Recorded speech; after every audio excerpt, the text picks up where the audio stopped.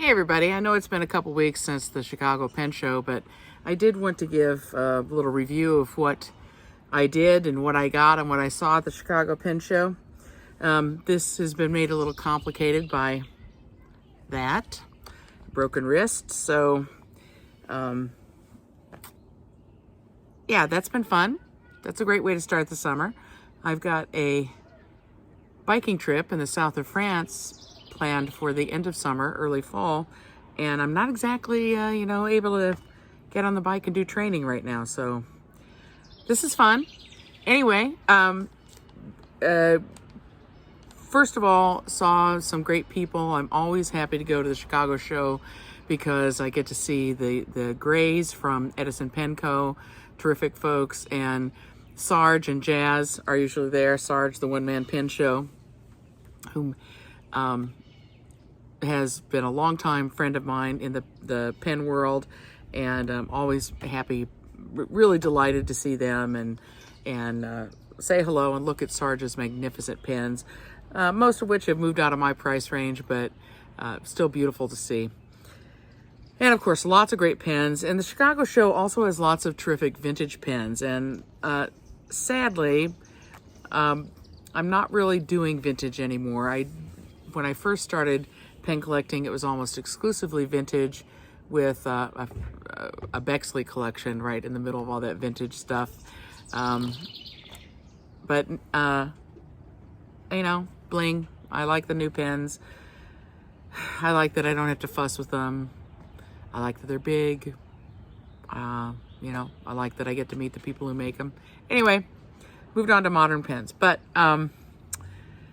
I do appreciate all the vintage folks at the Chicago Pen Show. So one of the things I was very excited to about this particular show was the fact that Plotter was going to be there. And as you know, I've become a big Plotter fan, and I decided it was time, after acquiring a couple of narrow plotters and one Bible size. I love the Bible size. Actually, I love the narrow. I love them all. That it was time to move into an A5 and maybe make this my primary journaling notebook, because these are a little small for journaling. They're great for small notes and lists and stuff like that, and easy to carry in a pocket. So I wanted to get an A5, and I wanted to get it directly from Plotter. Well, they were out of any of the colors that I liked. They had some special promotions going on. It was terrific to talk to them, found out a lot about the leathers and the papers and all that kind of stuff. But Atlas, who is one of the sponsors of the show, Atlas Stationers, has started carrying Plotter. So I actually bought this from Atlas. Now, it's going to look black in the video, but it's actually a very dark blue. Normally, I don't go for dark colors, but something about this and about the texture of it really struck me. So I got this, and I'm very pleased with it. I got one of the inserts that you can get with Plotter is a page divider that also has a pen holder. So I would love to show you the Etsy Botanicals pen that I got from Kirk Spear, but I can't get it out of the sleeve one-handed. I need to hold while I tug, and that's one of the motions that really hurts me right now. So it's a sleeve that's really best for a thin pen. This SD is about as thick as you can go, and it fits really tight. But I'm not crazy about the SD pens or the Esterbrook pens, the new Esterbrook pens, but some of the materials have been wonderful. And when I saw this Botanicals, I just couldn't pass. So I also got a number of inserts from Plotter for my various notebooks, and that was terrific. But one of my first stops when I got there was Shone Design.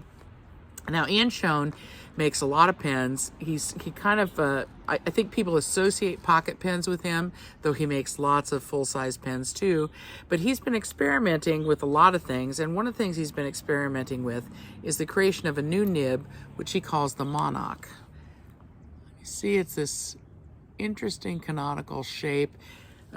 Reminds me a little bit of the shape of the Schaeffers of the 1950s, on the snorkels and some of those, but it's not quite. Super smooth, slightly foodie nib. wonderful pen. Now, right now, he's only making them in one width, and it's a little bit broad for me. So I took it to Kirk Spear and he narrowed it down, and it's just perfect.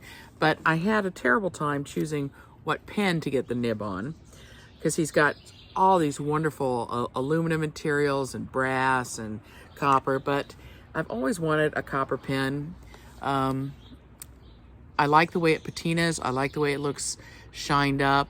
This was a hand-hammered one that in the end, I just couldn't resist. Another reason I like copper, quite frankly, is my dad was a plumber. And when he worked with them, I just loved cutting and soldering copper pipe. So I know copper's a common material, but for me, when I see copper, I think of my daddy. So that was the first thing I picked up. And then I went right back to the Edison table, and I've got about 15 Edisons, but I wanted a Collier Grand. I haven't gotten one yet, and when I saw this, it had to be mine. So it's the abalone material from Jonathan Brooks. I think he's calling this one red abalone. See, it's got so much pink in it. Now, I've had other abalones that had a touch of a red pearlescence in it, but this is far more dramatic. And I thought that was just fantastic. It comes with a number 8 nib. I love Edison pens. I love getting new pens from them. This is a wonderful writer.